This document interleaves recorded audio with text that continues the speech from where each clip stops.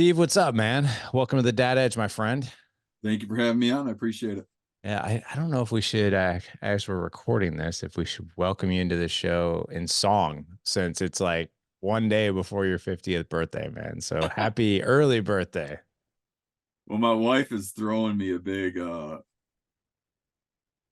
birthday party in in a few days. So I think I'll get all the singing I need at that. So I'll let you off the hook.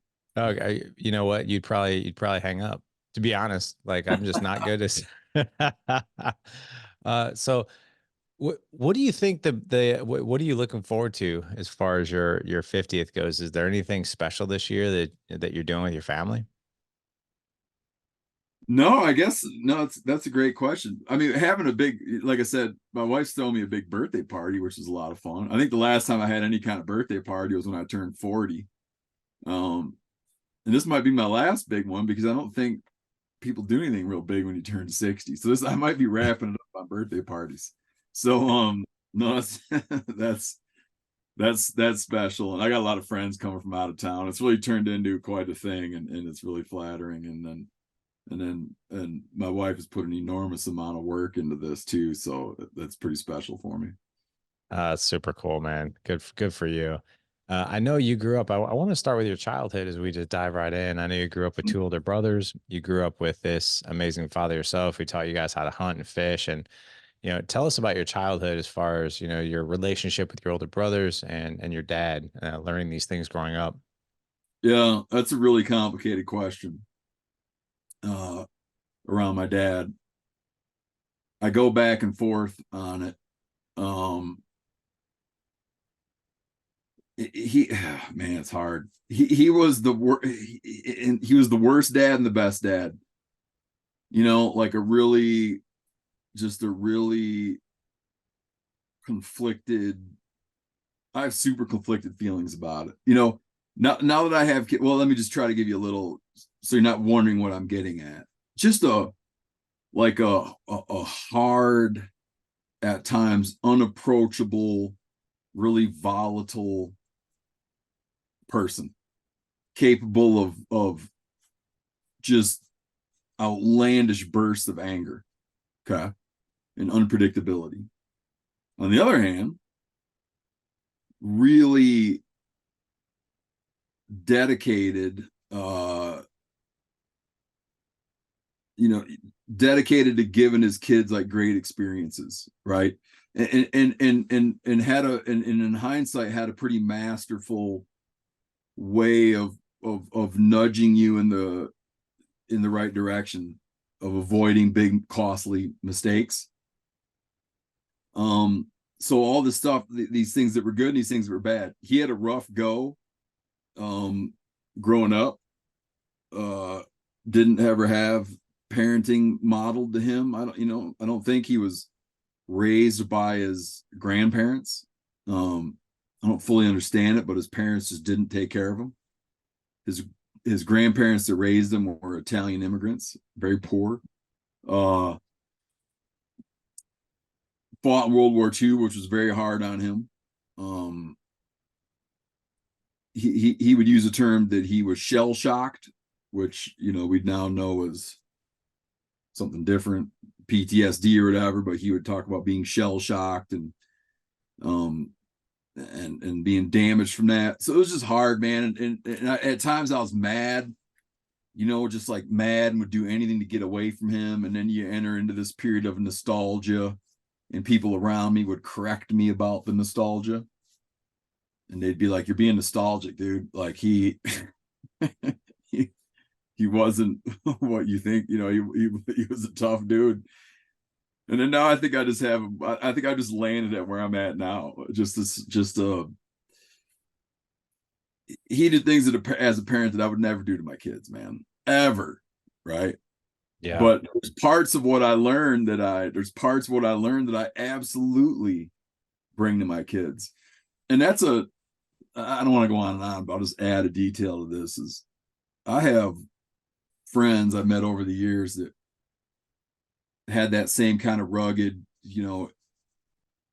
that rugged parenting from people who really fought to come to America, and came from nothing and like fought hard to push their kids up. And I've got friends that just totally revolted from that and went in a completely different direction. I got friends that emulate that, and it's a hard thing to sort out. uh it's a tough thing to sort out. It is. Yeah. Thanks for sharing that, man. You mind if I share something with you? No, please go ahead. Yeah. So you and I are not far off in age. Mhm. I turned 49 this year. My dad is going to be 76.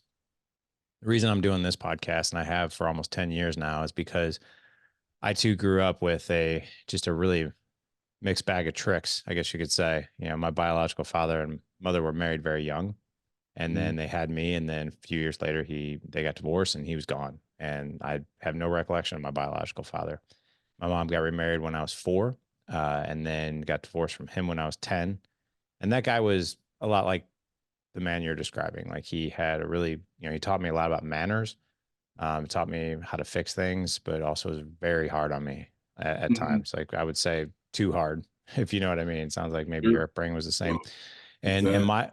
my stepdad, the same as yours, went to war and was military. And my mom went on to, after that divorce, went on to date a variety of just losers and got married again. And anyway, I didn't actually formulate a relationship with my biological father till I was 30 years old, and that was by mistake. So we, over the past almost 19 years now, we've had a relationship, which is good. He's been married to the same woman for the past 45 years, and Oh, I have really? two, yeah, I have two younger half brothers, and we've got a good relationship now. But it really, he left actually not once but twice out of my life. Once when I was 1, and then I had a brief relationship with him when I was 12, and we parted ways again, and that sucked. But here's what I'll tell you. I think you and we were raised by, I think, one of the toughest generation of dads I think that there's been. And let me explain. So our grandparents, like you and I, our grandpas, right? I mean, these guys were just unbelievably tough. They grew up during the Depression, through war, and then they were the father of our dads, and that wasn't always pretty, right? It was tough for them. It was just like, I think my dad had a really challenging upbringing, like horribly challenging, and so did my stepdad. And they brought those things to the relationship I had. I mean, it was not uncommon, to be hit or to be spoken to in such a way, borderline verbally abused and all that. But at the same time, there are also good things there too. So it's I think our generation, me and you, we really did grow up with that experience where it was like, wow, this is cool to some degree, but it's also, there's serious challenges. But I think my kids tell me this all the time. I know you have 2 boys and a girl. I have 4 boys. My 2 older boys will tell me, they're like, "You're a really good dad." And I laugh about that. I'm like, "Oh, don't you worry. Like, you're gonna grow up with your own bag of tricks. As soon as you're a dad, you're gonna look back on the stuff I did and be like, what the hell? I'm Yeah. not doing that." And I'm like, and you know what? If it doesn't serve you, you shouldn't, because I'm gonna make so many mistakes, and guess what? So are you. But the goal is that each generation really makes less mistakes, and it's really picking apart. Okay, here's some of the good things that I'm gonna repeat. Here are some of the bad things I'm gonna stay the hell away from. But for you, what were some of the good things that you've kept and you're giving to your own kids? uh I like to do stuff. I like to be outdoors. I like to hunt and fish and trap and look for mushrooms and explore around. um Anything. I like anything, almost anything outdoors. When I say that, I mean like in more of a traditional sense, like the hunting and fishing kind of outdoors. uh when I was a kid, it would, well, let me go on to say that I recognize, like, I'm a subject matter expert on how hard it is to bring kids outside, especially 3 kids. Um, in terms of keeping everybody comfortable, just I mean, the food and drink aspect of it, to keep everybody in gear and in clothes. When you get into extreme circumstances around weather, it's hard to keep everybody warm. You get around water in boats and little boats and big water, it's hard to keep everybody safe. Okay. It's just hard. Like every aspect of it's hard. So I recognize how hard that is.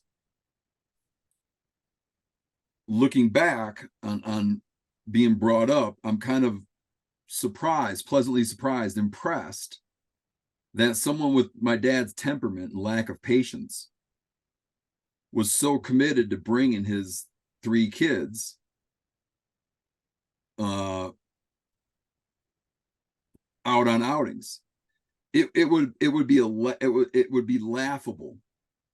It's a laughable notion that you would not have been welcome when I was a kid. You would not have been welcome going out with the old man. He never ever ditched his kids in favor of hanging out with his buddies. Ever. Right? Didn't go to bars. So if he was going fishing on Saturday with a bunch of other veteran dudes and they were all going to go to the VFW afterwards or whatever, it would be like, we would go with them. We'd go to the VFW after we ice fished and we could just play pool. But like, you were invited, right? And that is pretty remarkable. And I didn't recognize it then, but I recognize it now only through the lens of just how hard that is. Yeah. You know, it's like, it's hard. And I got buddies, man, I got buddies that I love to death that have a real hard time, like have a real hard time getting their kids involved in what they love. And they'll put it off in their head. They'll put it off that like, oh, they're not interested. They're not interested. And I don't, man, this is kind of another subject. I don't ask my kids a lot on a lot of stuff. Like a lot of stuff, we're just going.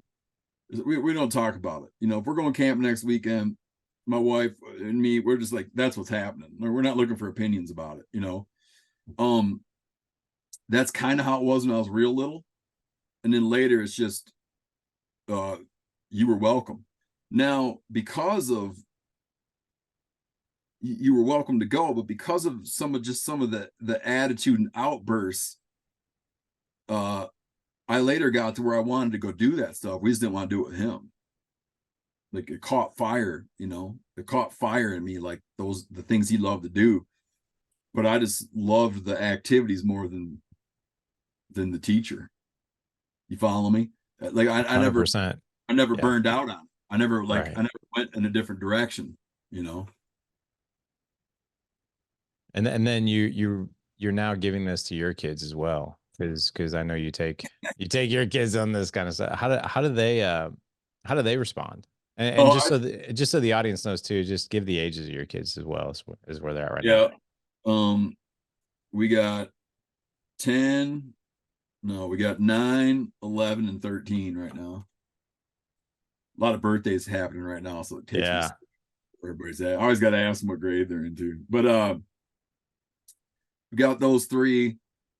One, my older boy is just like obsessed with hunting and fishing.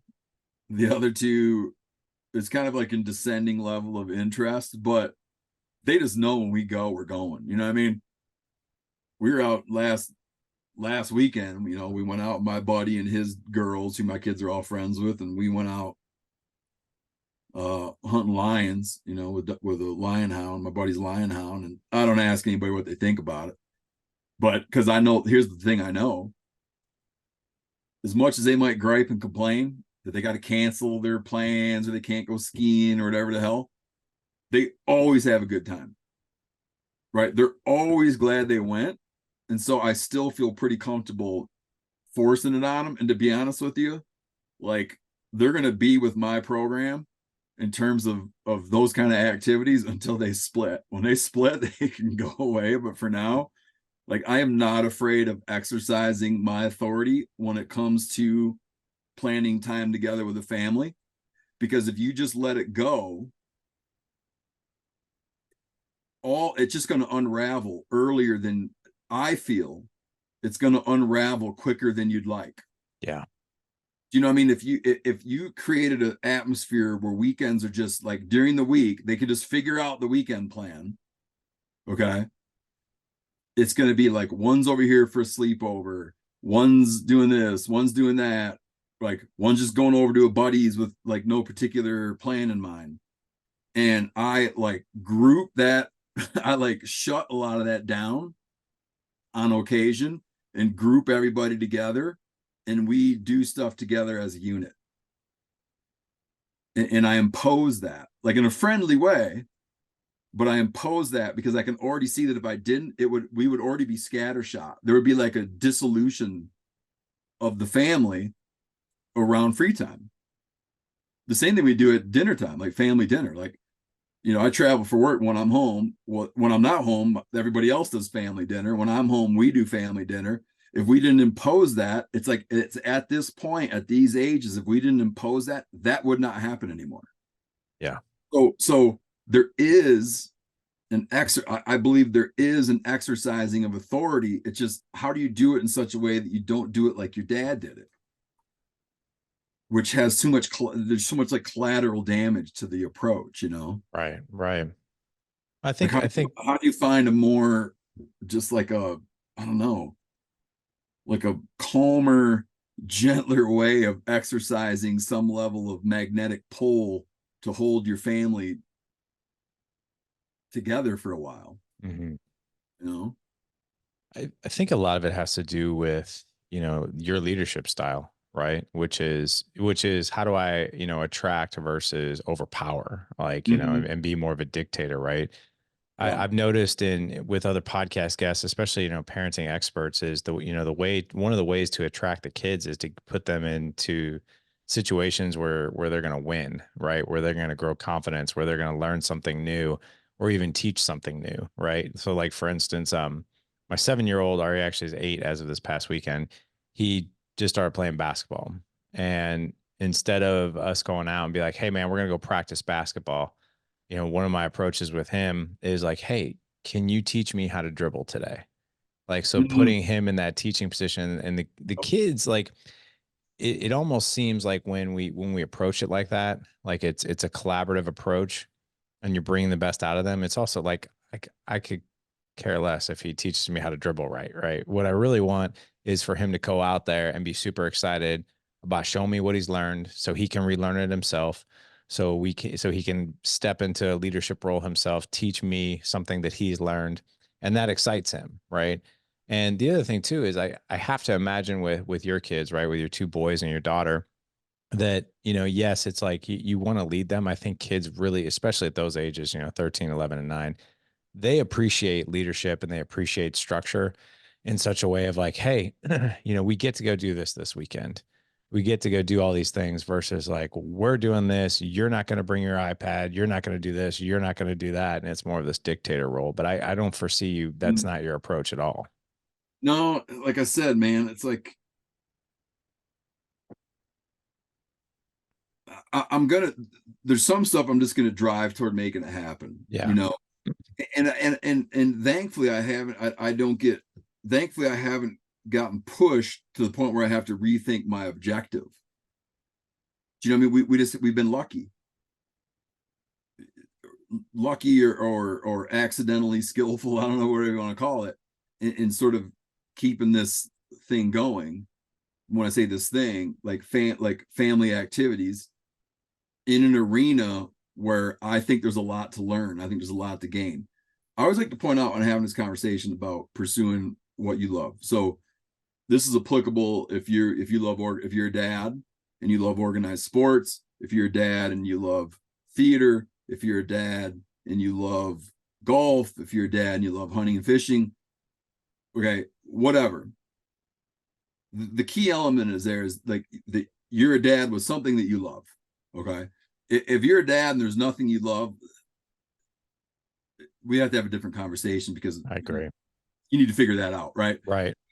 If your dad was something that you love, presumably, I'm going to trust that you love it because it's something you find some value in. You love it because you thought it through and it's like a justifiable thing that you're into, right? There's things that you draw from it that you appreciate. It's an arena you want to play in. It's a break from work. It's a place where you can demonstrate enthusiasm demonstrate maybe some level of expertise, demonstrate some level of love. There's nothing, in my view, there's nothing selfish about having that drive your family activities, because at least you're showing love and enthusiasm for something. Like if it's just like, if you're just apathetic about everything, I don't understand what you're demonstrating. So I like to go do stuff outside. My kids have a whole life ahead of them to not be outside, but while they're young, for now, I am most eager to get them to engage where I want to be. Part of it's selfish, I want to be there. Part of it's there's some altruism built into it, because part of it is I've identified this as a place that has lessons of tremendous value. So it's like, yes, I bring them into doing what I love, but I don't love it like on a whim. It's a very thought out thing that I'm into, and there's a lot of great lessons to pull from it. And again, they go away, when they leave this house and they go away, I'll love them to death. If they never step foot outside again, they don't need to hunt, they don't need to fish, they don't need to prove anything to me. But for now, when they're young, like, we're going to participate in those things where I see real value, because I don't have a plan B, and I don't shut everything out that's not that, but it's like, that's where I'm going to go, because that's where I'm at my best. And I'm not suggesting that hunting and fishing is the only way to do this. Like I said earlier, there's a lot of ways to demonstrate enthusiasm, to demonstrate excitement, but you got to find it, because Yeah. I can't picture growing up. I didn't grow up in one. I don't live in one, just like an apathetic household with no thing that nothing to be excited about. I wouldn't want to live that life. I think that's really, really important. You know, growing up the way I did, I wasn't like, so my grandfather, he was a fisherman. So I learned how to bass, trout, all these different types of fishing, which I love. I couldn't get enough of it when I was younger. Him bringing me into that world was awesome. And some of my best memories are standing in a spring with waders on as we fly fish for a trout. Just one of my greatest memories.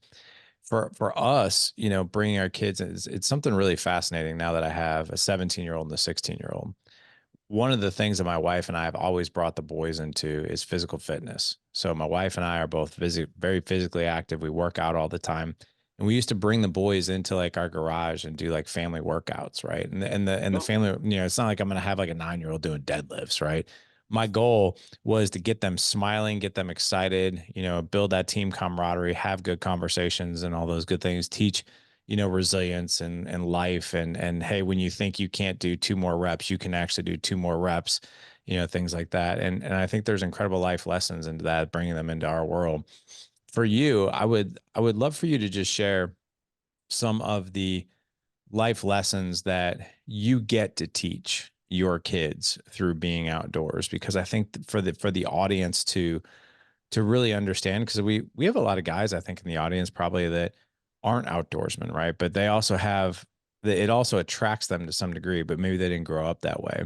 Yep. And for some of these guys, they're like, man, if I want to do outdoors and do it right, like where do I even start? And what are some really cool things I could teach? So it's really a two-part question: where can men start? But for you, like what have you seen are the most impactful lessons you've been able to teach your kids through outdoors? What I like to, I'm just going to give you one example. I like to put them in I feel like I made this up, but maybe not. An arena, like the term arena of consequence. Maybe I stole that from someone. I feel like maybe I came up with that. Either way, I like to put them in an arena of consequence. Um, I like to have them be in situations where like doing dumb stuff uh pays back fast. Okay. I like that. Yeah.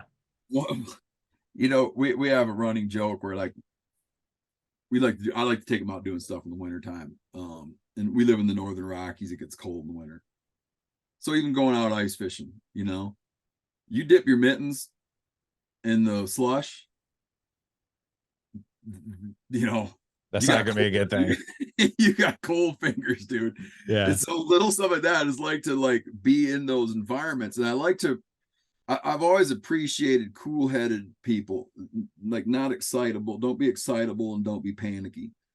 And so you find a lot of circumstances like that in the outdoors. We have a fish shack in Southeast Alaska, and you're in dicey water, you know.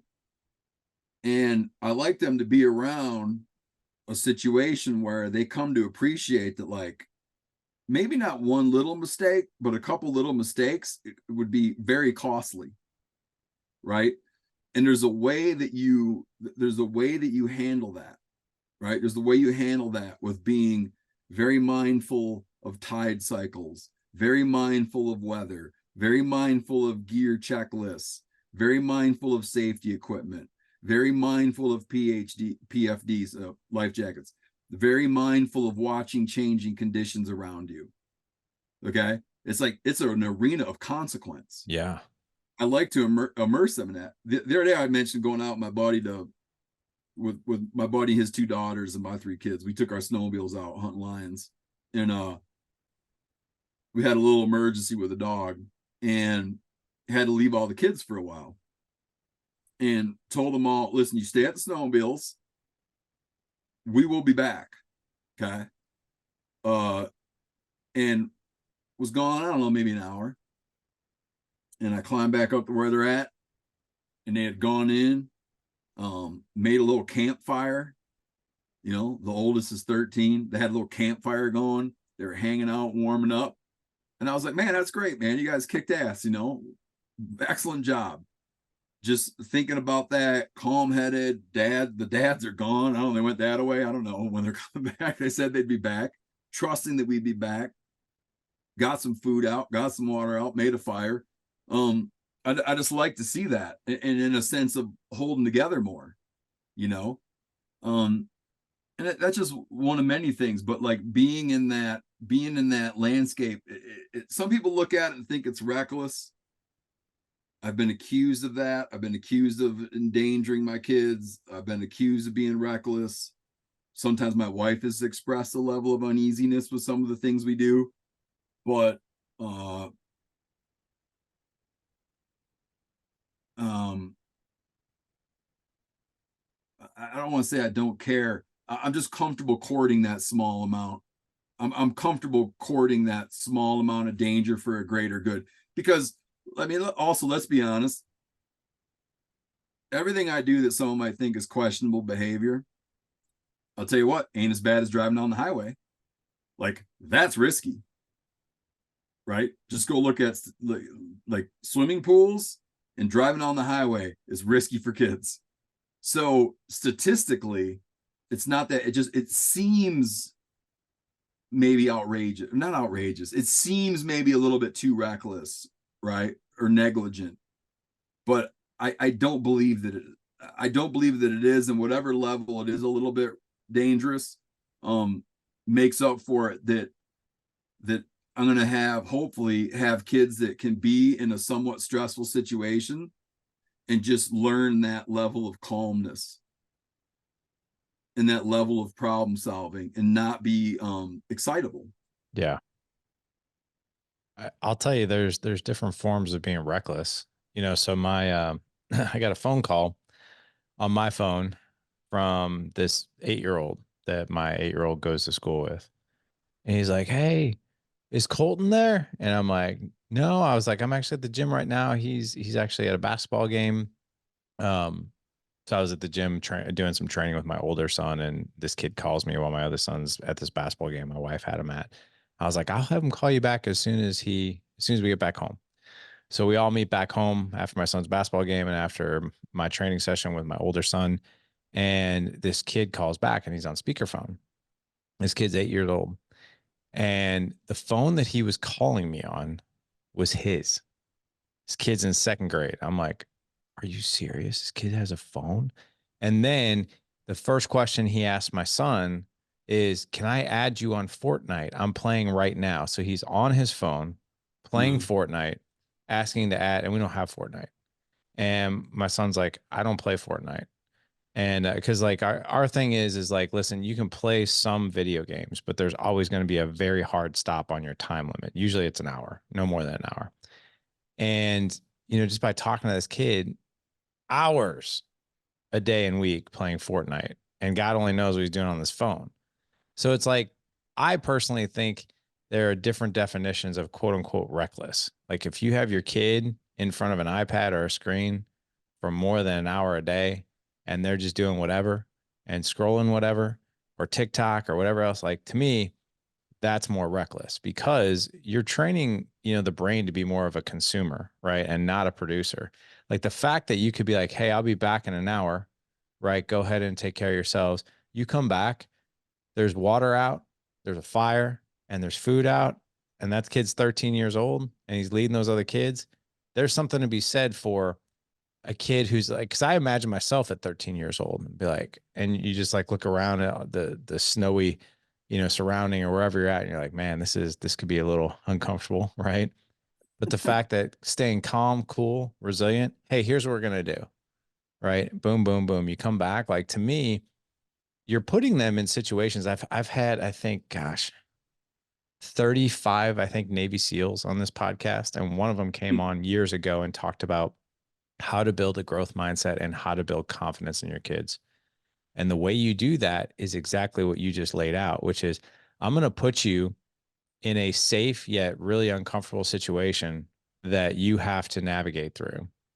And failure doesn't mean death, but failure will mean consequences, right? Mm-hmm. And it's okay if you actually feel those consequences because I want you to fail here with me or in this environment where I can either help you or it's somewhat controlled versus, the other way around where you're just on an iPad and you never taught these life lessons, right?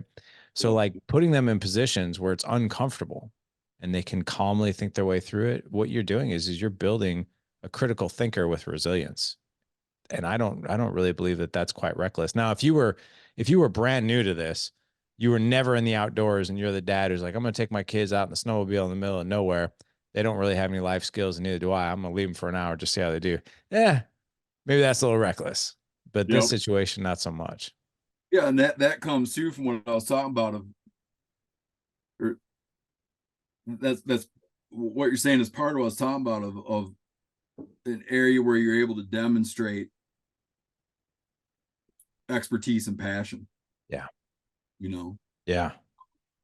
I got a neighbor, just a real dedicated, just a real dedicated dad and nice family, and they're a hockey family, man. They go out and make a giant rink in their yard in the winter and stuff Hey, like that. Like it yeah. doesn't need like I was saying, this is not a conversation about hunting and fishing and stuff. This is a conversation about just having creating like things, man, things to do and things to figure out, right? And just buying, just something to rally around, right? Like something for the family to rally around, and something that, like I said, like you a little bit of magnetic pull to keep everybody tight. It just so happens that personally, I like that learning how to problem solve in the outdoors and keep a cool head in the outdoors. And it's not a total long game. Like I'll sometimes joke with kids, like some kid, he'd be like, "Oh, I want to play soccer." I'm like, "You really gonna be a soccer player your whole life? Like you should learn how to fish because you fish your whole life." And I'm joking with them. But all of these lessons, like I said, if it wound up being that my daughter, one of my boys, leaves home, to go to school and they never get into the stuff I'm into, like I won't be like, well, that was a waste of time. It's just not how I'm gonna feel. Right. It's just not how I'm gonna Right. feel about it. I'd be like, Yeah. great, you're gonna go forward into what you love, armed with a mental resiliency and ability to solve problems. It's applicable anywhere, man. Yeah. It's Yeah. applicable anywhere. It's not pursuing a like a sort of doctrine of what one does with one's free time. It's pursuing a how does one approach time, and how deliberate are you about your time and how you spend your time. Yeah, I agree. And I think there's a lot to be said. I mean, like even with take even sports, right? You mentioned soccer. some people think like my kids, all of them have wrestled or done martial arts, right? And I think that that's really important. Like as far as, put them, wrestling is a sport that will put you in a situation where you have to be resilient. You have to be calm under chaos. You have to learn how to make quick decisions, right? And follow through. And when you're up against the wall and you think you got nothing left in the tank, you go all in, you go harder, right? Um, so I think that there are different modalities, right, where we can teach these things. But I think if you want to hit like this amazing 1-2 punch as a father, it's take them outside, take them fishing. Like some of my best conversations and memories with my kids were, camping in the Rocky Mountains, and we like literally go and we catch our own trout that day and we cook it up on the campfire. Like my kids loved that, and some of the best conversations I've had with them is when we're at the gun range, we're shooting guns and we get to experience that together. And then we go out to eat and we have a better connection because we got to do something really, really cool together or learn something new, right? Or fire a new firearm in some degree. As far as I know we've really talked about the kids and we've talked about creating memories. You're married to Catherine. You guys have been married for quite some time. And I would love to just know how do you go about, making sure that your marriage and connection with her is always what you want it to be, what you guys want it to be. Oh man, that's hard. That's a Yeah. hard one because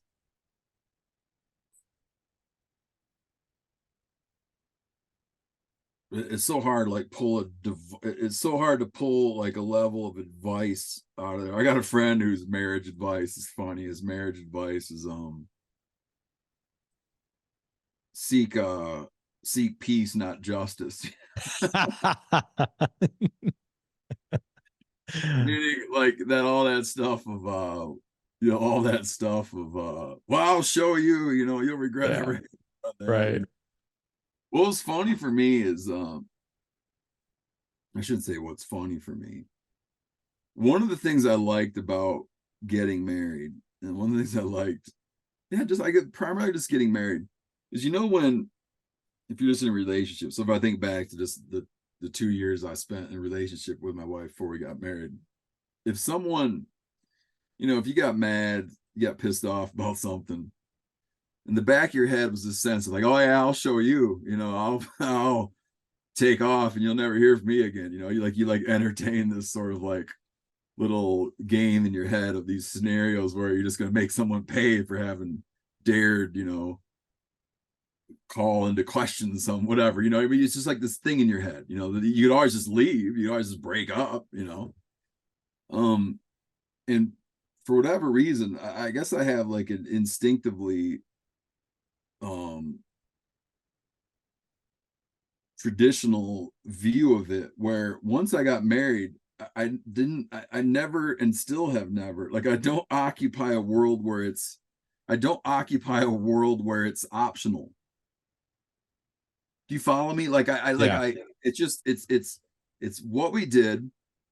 We further solidified it by having children. And I don't think about entertain the like options. It's almost like it's not even strategic. It's not like a strategic decision I made. It's just something I've noticed about myself is this is who we are. This is what we've done. We've brought people into this world. We recognize that I'm not saying this universally. We recognize that for our children and the way they are temperamentally, emotionally, um, it would be damaging to them to have our relationship crumble. It's not something we want anyways, but it's just like not how we are. Yeah. Okay. And so I think, just pulling from my own observations and experiments and thinking, like, you could over rely on that and create a pretty untenable situation. Being, well, we're not going to do that, but we'll just let everything go to hell and it'll be miserable. But by God, we're going to stand by it. But that's not a great option. You need to, like, you can have that bedrock where that it's solid, and it's solid for real reasons because of decisions you made, right? Within that bedrock, like there's obvious stuff that needs to be right. But my wife puts way more thought and energy into checking in with me, improving things, creating a situation where we can talk about what needs to improve, what needs to change. I go way more autopilot, and she's the force in our relationship that monitors the relationship. And it's like a, I don't know why I lack that. You know, I'm so thoughtful and purposeful. I feel someone might argue like, no, I don't think they would. I'm very thoughtful and purposeful about my kids, but I get um lazy about lazy about my marriage in a way that I just like it just coasts, or I would allow it to coast if it wasn't for having a partner that just wasn't satisfied with letting it coast, and that's been super valuable, right? So that's probably the area where I'm like, that's definitely the area in my family sphere where I'm weakest, is letting some, like relying on someone else to really do all that mental work, at times emotional work of leaving room for feedback, creating room for improvement, and not just falling into it just like pure habit all the time, you know? Sure. Yeah. Not just like trusting the bedrock, right? Even though the bedrock's real, man. Yeah. I think that, I mean, that's really common that Mhm. there's always going to be one or both parties that, just they're out there doing everything else, right? We as human beings, it's between work, kids, our own self-care, our own mental health, everything that we're balancing, it can feel like, just plates spinning on swords, and you're just trying to spin each one as best you can without one of them falling, right? And it's very easy, I think, just for men and women in general to view our relationship, our marriage as like, well, that's always going to be there. So we'll be good. Let me take care of these other things that feel maybe more urgent. Yes.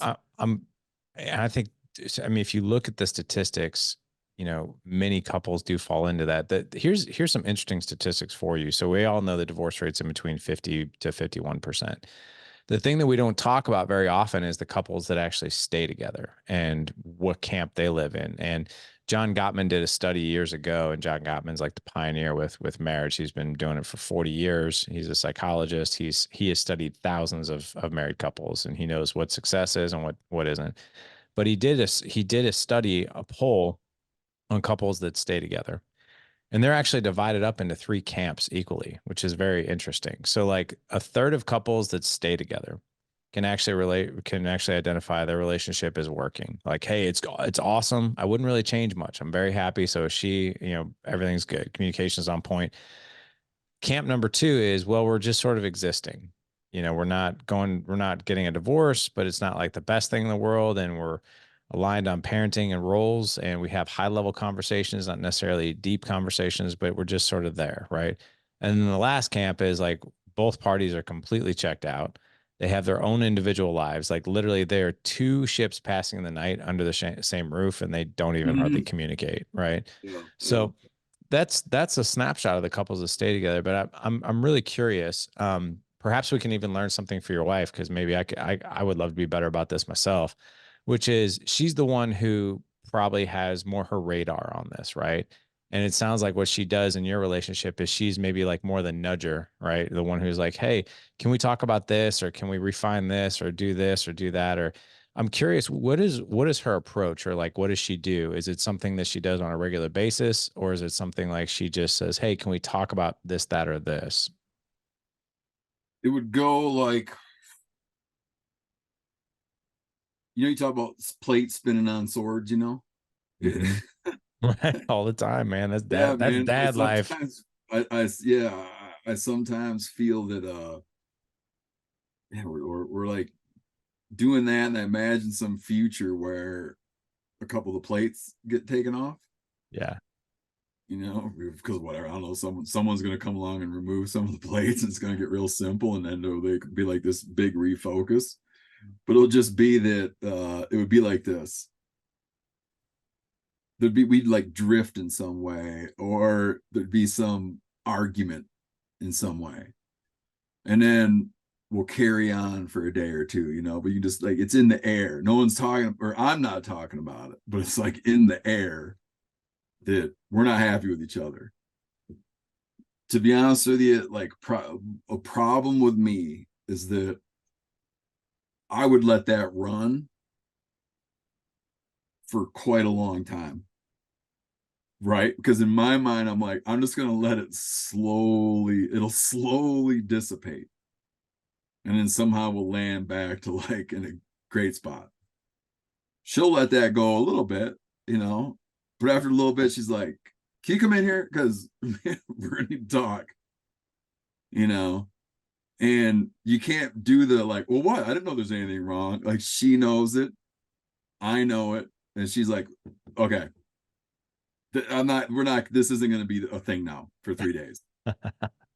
Right? Like, Yeah. hear me out. I'll hear you. I'm not going to like what you tell me, but this is not going to be a thing. It's just going to simmer. She pulls the cord on that real quick. Yeah. And I would probably, because of certain things from just how things got coped with when I was little and stuff, man, like, like for instance, you're talking about my old man. Like my old man was never in a million years going to come around and tell someone he was sorry about something. It just wasn't going to happen. The closest he can come to an apology is saying like, well, I'm sorry that made you feel that way. Yeah. Yeah. Which the more you think about it, like, oh man, Right. you're sorry that made me feel that way. Right. Not I'm sorry. Right. So that is probably like the biggest thing that I could learn from her would be when something is amiss, just like being like, okay, let's not do the passive aggressive thing where you sort of act like nothing's wrong, but you're definitely pissed. You're right. Right. What's wrong? Nothing. Nothing. You don't get anywhere with nothing, right? It's just that just doesn't work over time. So, but no, what's really cool is, I think there always has to be one person in the relationship or both, that's doing that, right? But here's the Mm-hmm. interesting thing. You have to have somebody else. So your wife is that person that is more like nudges those conversations, right? But you have to have somebody who's receptive to it, which it sounds like you're receptive to it. Almost like, yeah, if she says, "Hey, we need to sit down and talk about something," like we're going to sit down and talk about something. I'm relieved when she brings it up, but for Yeah. some reason, like I can't bring it up. Yeah. I don't know why. It's the weirdest thing. I just don't. I'd let it go. Like I suppose that I would eventually come around, but I'm so relieved when maybe I've been trained to wait. I'm just relieved when she's like, okay, come here. Like, come Let's in the talk. come in the Yeah. closet if the kids are Right. gone. Like, what in the world? Yeah. I'm like, oh, thank God, we're gonna air it out. This will be over now. But Right. Right. I don't know what it is. Well, I think Um, there's something to be said about people, identify with some of their roles in the relationship, right? My wife and I have a similar role with that, like so for instance, I'm more of I actually am more of the nudger of my wife, right? And I think that might okay. be because let me take that back. It's probably actually more equal ground, but I would say when it comes to nudging like the relationship or conversations like that, we each have like our topics that we nudge the other person about, right? So like there are certain things like I don't really feel a reason to go talk to her about certain things, but she'll come and talk to me about them and be like, "Hey, we need to talk about this." I'm like, oh, "Okay, it might have been on my radar, might not have been." And then the same goes for her, and that's just our roles, right? I think what's really cool though, and what I think differentiates a successful relationship, whether you have those roles or not, is you have to have somebody who's going to do that, right? Who's going to be the catalyst for that. But you also have somebody who's got to be like, yeah, let's talk about that. There has to be an agreement, right? Which you are.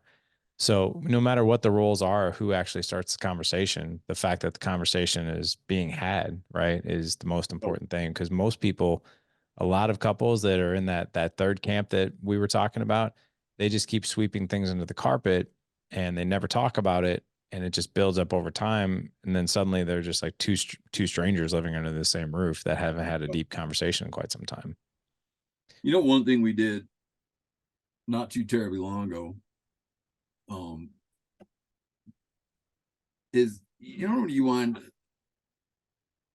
you know if there's like a thing can come out in a relationship where it's like there's this like an annoying detail, and it's like it just comes up and it's like a little nag or a little nudge. Oh yeah. Yep. And I've noticed with some couples that I've known for a long time, I'll watch they got the same little nags and nudges that never go away, right? Like I don't know, you screw like you make a someone makes a buys a vacation spot and then it winds up they never go there, right? Or I'm just pulling this out of thin air just from things I've heard people gripe about, and they got to pay for it the rest of their life. Do you know what I mean? Like the screw up or whatever. You know, I told them not to buy that kind of car, and you know it's been a lemon, and they got to be reminded of that every day. Um, we actually made like one time we are just talking about areas of friction, and we made a list of just stuff like I get it, I don't want to hear about it anymore, you know, and just talking about it and just wind up like making these sort of things that just like let's just kind of like remove this from the list of stuff you gotta suffer and live with, you know. There's some things I would never put on that list. I have 2 times, maybe 3 times, forgot my wife's birthday, dude.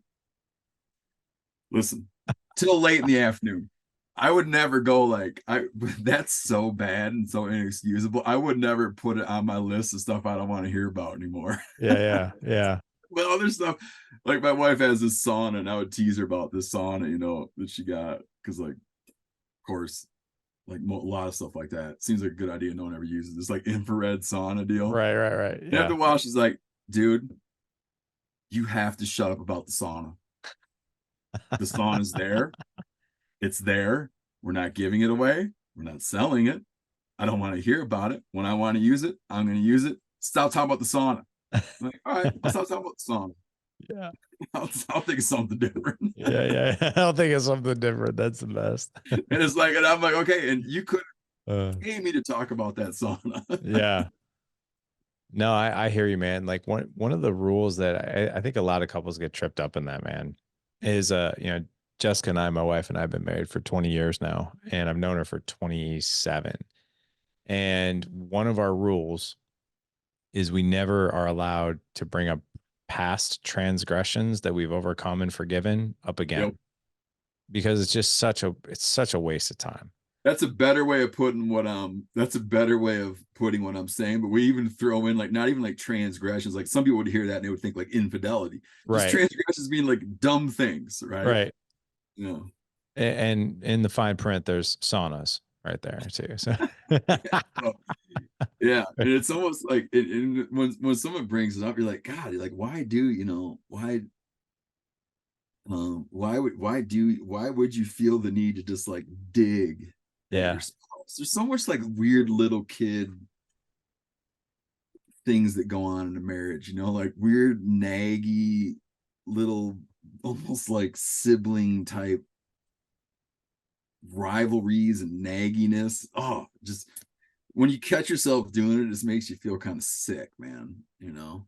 it does. I mean, I think a lot of people view their marriage as like, well, it's, you know, we're good. She's safe. He's safe. So I can kind of like let loose and, act how I want.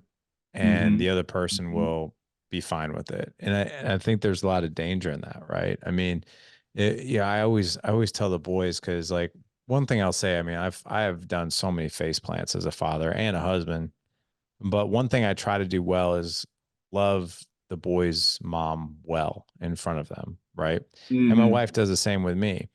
And my boys are always like, "Man, you're always so affectionate with mom." And I was like, "Well, it wasn't always so.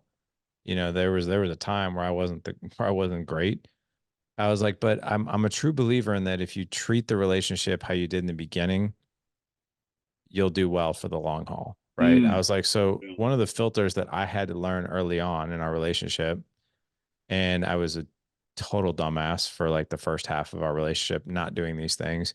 Is, I'll think about something, a way I want to operate with my wife or a way I want to talk to her, right? And I'll run it through a filter of, if I knew her for 1 month, how would I approach this? And when Hmm. we're in that, like that dating and courting phase with our spouses, we operate very differently, right? We don't operate as, comfortable, lazy, that kind of thing. We operate like, hey, this chick's new to me, man, and I want to make sure that this relationship goes somewhere. So I'm going to give some Yeah. effort, right? Yeah. So, and I think that, but I also think you go through seasons like that too. Like there are seasons still where, yeah, I get lazy, and I'll either be reminded of that from, even my kids are old enough now to where like they'll even point it out to me like, Dad, when was the last time you took mom on a date? I was like, oh, it's been a minute. And, yeah, you should probably take her out. You know what I mean? So I'm like, I'm good. I appreciate that. Well, hey, as we wrap up here, man, you've got so many exciting things, man. You've got all these different books you've created, the Meat Eater Outdoor Cookbook, the Meat Eater Fish and Game Cookbook. You've got the American Buffalo. My two favorites, obviously, are Outdoor Kids and Inside in an Inside World and Catch a Crayfish, Count the Stars. But you've got these two incredible resources, books, for dads out there to pick up and read and go have a blast with their kids. But I'm curious, what can we expect coming in your world and to the rest of us in the next year or so? Um, well, I'll tell you a couple things, but yeah, just to touch on how those two books sit really quickly, if you don't mind, is Yeah, please. Outdoor Kids in an Inside World I viewed as being um that's a book for parents and caregivers, right? Who I hear from so many people and know so many people who really want to find a way to bring the outdoor lifestyle they love and translate it to a family situation, or who are never been outdoorsmen but would like to be and want to take kids down that path. So it's kind of a rallying cry, right, about getting kids outside and how to think about it. Catch a Crayfish, Count the Stars is, I imagine it being as sort of a compendium title, and that's the one for kids, right? So there's one for caregivers, parents, and Catch Crayfish, Count the Stars is a book that you do with your kids. Like that's the book that lives in your kid's bedroom, lives on your kid's bookshelf. Outdoor Kids in an Inside World is the parents' bookshelf, right? We're going to be launching a kids podcast, which will be on the MeatEater Podcast Network. It'll be like a very short, tight 3-act podcast for outdoor kids. Um, Working on that, and then still doing audio originals, and then this spring we do this audio original series called MeatEater's American History. And this spring launching our outdoor cookbook, which is everything from throwing backyard parties to backcountry cooking, with everything from like the cooking methods of ice age hunters up into how to make specialty cocktails in the outdoors, right? So That's awesome, man. full on book, yeah. So I hope people check that out and appreciate it. Heck yeah, man.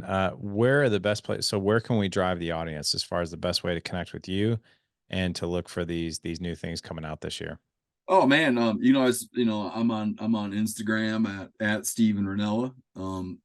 Go to the MeatEater YouTube channel on YouTube. You can go to download the MeatEater podcast, or go to the MeatEater podcast feed, and of course go to the meateater.com for all kinds of articles. That's the whole world right there. Like you can find anything within our world at the meateater.com. Got it, man. Well, not to worry, guys. We're gonna have all the links in the show notes for you. It's been phenomenal talking to you, Steve. I'm a huge fan of yours and have been for quite some time. Guys, you can head on over to thedadedge.com/464 for this show. We're gonna have Steve's Instagram in there, his books in there as well. The Meat Eater YouTube channel. We'll have the Meat Eater podcast and also the meateater.com, where you guys can catch up and grab all of Steve's resources. Steve, man, this has been awesome. Really enjoyed having you on. And I again want to wish you a happy one day early birthday, man. Happy 50th to you, man. Thanks, man. Appreciate it. You bet. Keep doing these things, man, because it's like it's keeping you young and it's creating memories, and it gives us dads out there who are getting our own feet wet with getting our kids outdoors, more resources. So thank you for all you're doing, man. Well, hopefully I got another 10, 20 years in me. So thank you. I I'm, appreciate the encouragement though. All I'm sure you do, man. I'm sure you right, do. take care, buddy. Gentlemen, go out, live legendary. Take care.